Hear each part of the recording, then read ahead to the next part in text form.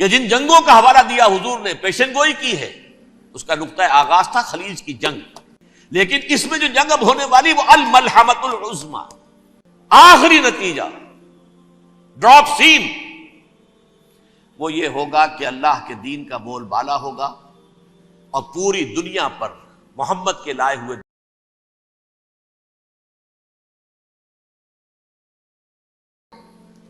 لیکن اصل بات جو ہے میں آپ کو بتانا چاہتا ہوں، یہ ہے سائیڈ ایشو، اصل ایشو ہے فلسطین کا جو شروع ہونے والا ہے، بھٹی دہکے گی وہاں۔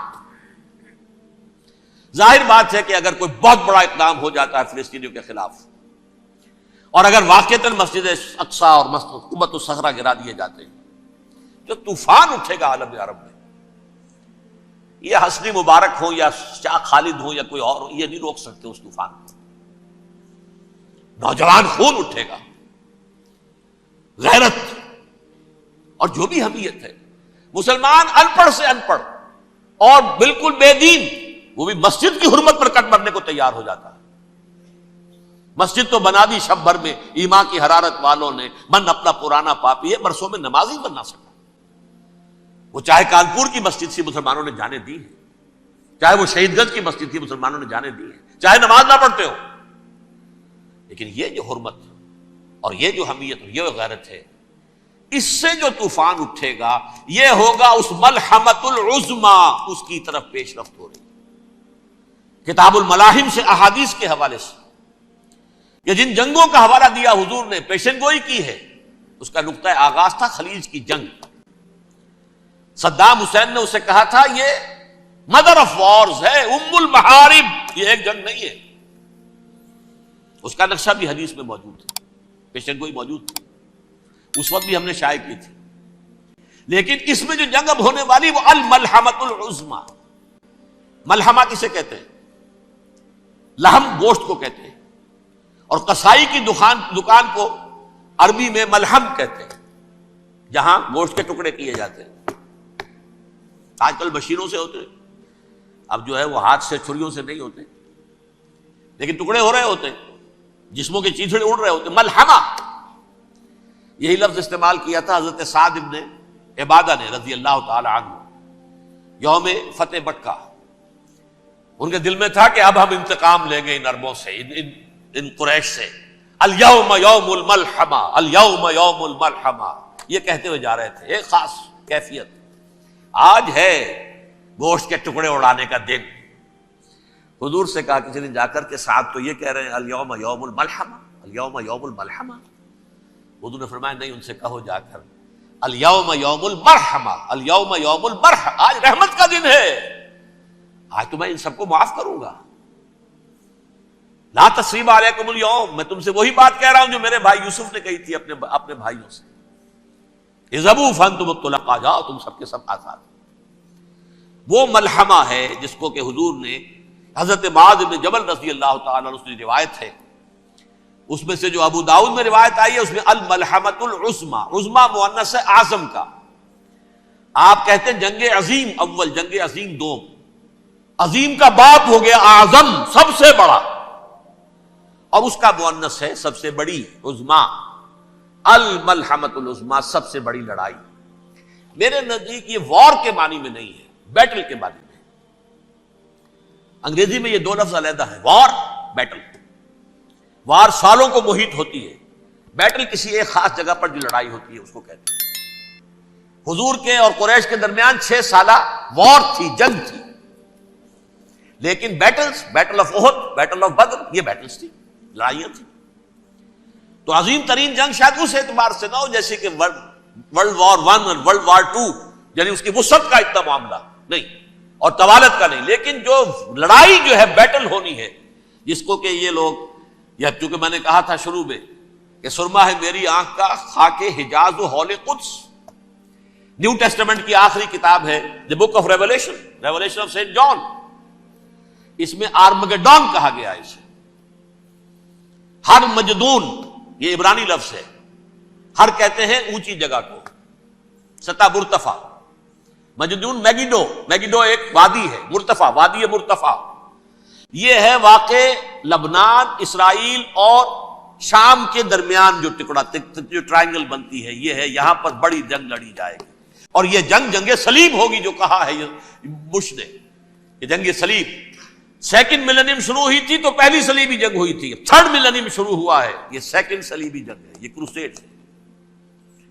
اور میں اس مرتبہ امریکہ گیا تھا تو پہلی مرتبہ مجھے وہاں ایک رسالہ ملا ٹرمپٹ نام کا، یہ امریکہ کے جو بہت ایکسٹریمسٹ قسم کے پروٹیسٹنٹس ہیں، یہ ان کا رسالہ ہے، اور ان کے بارے میں اب کہا جا رہا ہے وہ کرسچین زائنسٹ ہیں۔ آپ شاید پہلی مرتبہ یہ لفظ سن رہے ہو، زائنسٹ تو ہم سمجھتے ہیں یہودیوں کو، کرسچین زائنسٹ وہ ہیں جو ہیں تو عیسائی پروٹیسٹنٹس ہیں، لیکن اسرائیل کے وہ حمایتی یہودیوں سے بڑھ کر ہیں۔ یہ میری کسی پہلی تقریر میں شاید بہت سے حضرات کو یاد آ جائے، میں نے کہا تھا 4 سال پہلے ہمارا تنظیم اسلامی کا ایک کنونشن ہوا تھا ہوسٹن میں، امریکہ کا جنوبی علاقے کا شہر ہے۔ ایک سیشن اس میں ہم نے رکھا تھا انٹرفیتھ، ایک عیسائی کو بلایا تھا، ایک یہودی بہت بڑا وہاں کا عالم ہے اس کو بلایا تھا۔ اس یہودی عالم نے ڈاکٹر وشوگراٹ، جو وہاں کی یونیورسٹی میں پروفیسر ایمیریٹس ہے، اس نے کہا تھا کہ یہ اسرائیل کی تو سپورٹ کر رہے ہیں عیسائی، ہم تو نہیں کر رہے۔ جو پریکٹسنگ یہودی ہیں وہ زیادہ اسرائیل کے حق میں نہیں تھے، یہ تو سن 67 کے بعد انہوں نے اسرائیل کو تسلیم کیا ہے، وہ تو منتظر تھے کہ ہمارا مسیحا آئے گا تو اس کی قیادت میں جنگ کریں گے، جیسے شیعہ منتظر تھے کہ مہدی موعود آئیں گے تو پھر ہم کچھ کریں گے۔ وہ امام خمینی نے کہا بھائی جب وہ آئیں گے آ جائیں گے، لیکن ہم کچھ راستہ کے لیے۔ زائنسٹ نے آگے بڑھ کر ریاست قائم کر لی، اور جب یروشلم پر بھی پورا قبضہ کر لیا تب جو ہے در حقیقت مذہبی یہودی جو ہے پھر انہوں نے اپنایا ہے، اون کیا ہے، اور نئے سیٹلمنٹس جو بھی بنے ہیں وہاں پر اسرائیل میں، اس میں اکثر و بیشتر مذہبی یہودی آیا، اور بروکلن کے علاقے سے سب سے بڑھ کر آئے ہیں، جو امریکہ میں نیو یارک کا ایک جنوبی علاقہ ہے، بہت بڑا یہودیوں کا بہت بڑا گڑھ ہے۔ نیو یارک کو جیو یارک بھی کہا جاتا ہے، وہ تو اصل میں مرکز جو ہے وہ تو یہودیوں کا ہے۔ اس حوالے سے وہاں پر جو کرسچن زائنسٹ کہلاتے ہیں وہ اسرائیل کے یہودیوں سے بھی بڑھ کر کہیں سپورٹر ہیں۔ بہرحال اس دوسری صلیبی جنگ کا معاملہ جو میں کہہ رہا تھا، ٹرمپٹ نامی رسالہ، اس کا ایک مضمون ہے دی لاسٹ کروسیڈ۔ اب یہ آخری کروسیڈ ہے جو شروع ہونے والا ہے۔ میں تو حیران ہوں کس قدر کھل کے وہ باتیں کرتے ہیں۔ رومن کیتھولکس کو وہ کہتے ہیں کہ یہ شیطان ہے، یہ پوپ شیطان ہے، یہ یورپ کو اس نے جمع کیا ہے کرسچینٹی کی بنیاد پر، اور اس میں زیادہ تر کیتھولکس ہیں۔ آپ کو معلوم ہے برطانیہ بڑی مشکل سے شامل ہوا ان کے ساتھ، اس لیے کہ وہ پروٹیسٹنٹس کا سردار تھا، ابھی پوری طرح نہیں ہے۔ یورپ جو ہے وہ رومن امپائر دوبارہ یہ کھڑی کر رہا ہے، اور در حقیقت یہ جو ہے یہودیوں سے بھی چھیننا چاہتے ہیں اسرائیل کو اور فلسطین کو، اور مسلمانوں سے بھی، اور یہ وہی کروسیڈ جو تھے اربن ثانی کے، اس کی تیاری کر رہے ہیں تاکہ وہاں پر عیسائی حکومت قائم ہو جائے، کیتھولکس کی، پوپ کی حکومت قائم ہو جائے، جیسے ایسٹ تیمور میں کر دی ہے۔ ایسٹ تیمور میں کون سی حکومت بنی ہے؟ رومن کیتھولک، رومن کیتھولک اسرائیل میں بنے، تاکہ یہ سارے مقامات مقدسہ جہاں اسرائیل پیدا ہوئے، بیت حضرت مسیح پیدا ہوئے، بیت الحم کہاں ہے؟ وہی ہے کہ نہیں؟ جہاں سے ریزریکشن ہوا ان کے خیال میں وہ کہاں ہے؟ وہیں پر ہے کہ نہیں؟ بڑے بڑے گرجے ان کے وہی ہیں۔ تو اس اعتبار سے ان کا کہنا یہ ہے یہ لاسٹ کروسیڈ کی تیاری ہو رہی ہے، یہ کیفور، اور ان کا کہنا یہ ہے کہ یہ پوری طاقت نیٹو کی جو ہے، یہ پہلے جرمنی سے لائی گئی بوسنیا، انہوں نے خود وہاں جنگ کروائی، انہوں نے خود وہاں پر ایتھنک کلینسنگ کروائی، پھر خود مصالحت کے لیے آ گئے، پھر کوسوو میں انہوں نے خود آگ بھڑکائی۔ یہ میں نہیں کہہ رہا، یہ وہ ٹرمپٹ رسالہ امریکہ سے چھپنے والا پروٹیسٹنٹس کا رسالہ ہے جو یہ کہہ رہا ہے۔ پھر انہوں نے کوسوو کے اندر کروایا، اور پھر وہ وہاں پر پیس فورس کی حیثیت سے آ گئے۔ اب وہ میسیڈونیا میں کروا رہے ہیں اور وہاں داخل ہو گئے ہیں۔ اگلا قدم ان کا سائپرس ہوگا، سائپرس میں ترکوں کو اور وہ گریکس کو لڑائیں گے اور وہاں آ جائیں گے، وہاں سے ایک چھلانگ لگائیں گے اور یہ فلسطین میں پہنچیں گے، اور یہ وہاں پر ایک رومن امپائر، اپنی پرانی رومن امپائر کی طرح کی رومن کیتھولک ریاست قائم کرنا چاہتے ہیں۔ تو وہاں امریکہ کے عیسائیوں میں بھی کوئی ایک طبقہ نہیں ہے، کیتھولکس بھی ہے، کیتھولکس زیادہ نہیں ہے ہمدرد، لیکن اب تابع ہو چکے ہیں۔ اسحاق ریبین نے جب یہ پیس ٹاک شروع ہوئی تھی، آپ کو یاد ہوگا شاید کہ جب وہ آیا تھا واشنگٹن سے واپس فلسطین، اسرائیل، تو پہلے روم میں رکا for an audience with the Pope, اور پوپ کو اس نے ایک مرتبان سا پیش کیا تھا، حضرت سلیمان علیہ السلام کے زمانے کا مرتبان، اور کہا تھا دیکھیے 3000 برس تک ہم نے اس کی حفاظت کی ہے، اب یہ میں آپ کے حوالے کر رہا ہوں۔ اس کے بعد سے پوپ جو ہے بالکل رام ہو گیا، اور وہ عیسائیوں کے ساتھ اور یہودیوں کے ساتھ ان کا پورا معاہدہ ہو۔ اب پورا عیسائی ورلڈ جو ہے بعثت مجموعی یہودیوں کے شکنجے میں ہے۔ البتہ ان کے اندر بھی جھگڑے ہیں، جو وہاں پر وائٹ کرسچن ملیشیاز ہیں وہ ایکسٹریمسٹ ہیں کیتھولکس، ان کے نزدیک دشمن نمبر 1 یہودی، دشمن نمبر 2 مسلمان، دشمن نمبر 3 جو یورپ میں کالے ہیں، ایفرو امریکن، چاہے وہ عیسائی ہو گئے ہوں کوئی بھی ہو، یہ 3 دشمن ہیں جن سے انہوں نے کلینز کرنا ہے، صاف کرنا ہے ان کے خیال کے مطابق امریکہ کی سوسائٹی کو، اولا یہود، پھر مسلمان، اور پھر یہ جو کالے ہیں۔ لیکن دوسری طرف پروٹیسٹنٹس کے اندر ایکسٹریمسٹ وہ ہیں جنہیں کہا جا رہا ہے یہ کرسچین زائنسٹ ہیں، یہ اسرائیل کے، اسرائیل سے بڑھ کر سپورٹرز۔ بہرحال یہ اب جنگ ہوگی، اس کا نتیجہ کیا نکلے گا یہ تو اللہ ہی جانتا ہے۔ اب میں آخری بات کی طرف آ رہا ہوں۔ آخری نتیجہ تو جو بھی کچھ اپس اینڈ ڈاؤنز آئیں گے، تلک الایام نداولھا بین الناس، آخری نتیجہ ڈراپ سین وہ یہ ہوگا کہ اللہ کے دین کا بول بالا ہوگا، اور پوری دنیا پر محمد کے لائے ہوئے دین صلی اللہ علیہ وسلم کی حکومت قائم ہوگی۔ وہ گویا قیامت کی تمہید ہوگی، اس کے بعد بس قیامت آئے گی، کیونکہ مقصد کائنات، تخلیق کائنات پورا ہو جائے گا۔ پوری مخلوقات کے اندر مقصد تخلیق، کلائمیکس آف کریشن محمد الرسول اللہ صلی اللہ علیہ وسلم، دین کی تکمیل محمد الرسول اللہ صلی اللہ علیہ وسلم، اور اس خلافت عرضی کے لیے جو حضرت آدم کو خلافت دی گئی تھی، جب اس میں وہ خلافت پوری دنیا پر قائم ہو جائے گی، اس کا مقصد پورا ہو جائے گا، and that will be the beginning of the end. اس کے بعد قیامت ہے۔ آخری نتیجہ تو یہ نکلنا ہے، اس سے پہلے سزائیں ہمیں بھی مل رہی ہیں، اور یہاں میں کانٹے کی بات جو چھوڑ گیا تھا اس کو بیان کر دوں۔ اللہ نے اس مغضوب علیہم قوم کو، اس ملعون قوم کو کیوں اب تک چھوٹ دیے رکھی؟ میں بتا چکا ہوں یہ بڑے عذاب کے مستحق ہو چکے تھے حضرت عیسیٰ علیہ السلام کے زمانے میں، چھوٹ دی ہے، ابھی تک ہے، بلکہ ایک مرتبہ ابھارا ہے، 1900 برس کے بعد ابھرے ہیں یہ،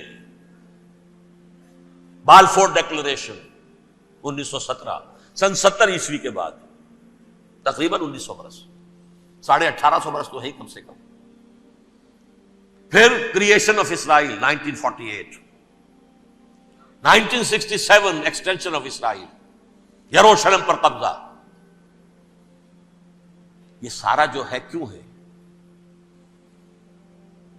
اللہ تعالیٰ اس خیر امت محمد صلی اللہ علیہ وسلم، اس کے بہترین حصے کو سزا ان ملعونوں کے ہاتھوں دے رہا ہے۔ کیوں؟ جو جرم انہوں نے کیا تھا وہی ہم نے کیا۔ انہوں نے اللہ کی کتاب کو پیٹھ کے پیچھے پھینکا، نبذ فریق من الذین اوتوا الکتاب کتاب اللہ وراء ظہورہم، ہم نے اپنی پیٹھوں کے پیچھے پھینکا کہ نہیں؟ کولونیل رول سے آزاد ہوئے، کہیں اسلامی قانون نافذ کیا، کہیں اسلامی نظام قائم کیا؟ تو جو جرم ان کا تھا وہی ہمارا ہے، اور ہم خیر امت ہیں، اور ہمارے میں سے خیر ترین عرب ہیں، ان پر اللہ کا فضل، ان کی مادری زبان میں اللہ کی کتاب موجود ہے۔ پھر انہوں نے اللہ کے دین کو پیٹھ دکھائی۔ جو ملک آزاد ہوا کولونیل رول سے، یا اس نے قبلہ کر لیا اپنا ماسکو کی طرف، یا کر لیا واشنگٹن کی طرف، کسی نے مکے کو قبلہ بنایا، یہ بدترین سزا ہے۔ ویل للعرب من شر قد اقترب۔ اور ترمذی شریف میں تو یہاں تک روایت ہے، من اقتراب الساعۃ ہلاک العرب، قیامت کے قرب کی ایک نشانی یہ بھی ہوگی کہ عرب ہلاک ہو جائے۔ ایک حدیث میں الفاظ آتے ہیں حضور نے جب کہا یہ ہوگا یہ ہوگا یہ ہوگا یہ بربادی آئے گی، تو کسی زوجہ محترمہ نام میں بھول رہا ہوں، انہوں نے پوچھا کہ عرب اس دن کہاں ہوں گے؟ فرمایا العرب یومئذ قلیل، بہت کم۔ آخری خاتمہ ہونا ہے یہود کا حضرت مسیح علیہ السلام کے ہاتھوں، وہ عذاب جو 2000 برس تک ان سے ٹلا رہا وہ آئے گا، اور ان کے رسول ہی کے ہاتھوں آئے گا۔ لیکن اس سے پہلے مسلمانوں پر یہ عذاب آ رہا ہے، ہولوکاسٹ کے درجے کا عذاب آ رہا ہے۔ البتہ ہم پاکستانی اس میں یوں سمجھ لیجئے کہ وہ تو خبریں موجود ہیں احادیث میں، وہاں تو جو ہونا ہے، اتنے انسان مریں گے کہ ایک پرندہ جو ہے اڑتا چلا جائے گا، وہ نہیں چاہے گا کہ نیچے اترے تو کسی لاش پر اترے، اسے جگہ نہیں ملے گی زمین خالی کر کہیں اتر سکے، تھک ہار کر گرے گا، مرے گا تو بھی لاش کے اوپر گرے گا۔ یہ الفاظ ہے حضور صلی اللہ علیہ وسلم، الملحمۃ العظمی الملحمۃ الکبریٰ، یہ لاسٹ کروسیڈ ٹرمپٹ اخبار نے، میں اس کا فوٹو اسٹیٹ بھی کبھی آپ کو دکھا دوں، ویسے میرے ساتھ ہے وہ رسالہ ٹرمپٹ، دی لاسٹ کروسیڈ، اس کی تیاری ہو رہی ہے، وہ الملحمۃ العظمی اور ملحمۃ الکبریٰ جو ہے وہ آنے والی ہے۔ ابن ماجہ میں کبریٰ کہا ہے، اکبر کا مؤنث کبریٰ، ملحمہ کبریٰ سب سے بڑی جنگ، اور ملحمہ عظمی سب سے عظیم جنگ، یہ ہوگی اور بہت جلد ہوگی۔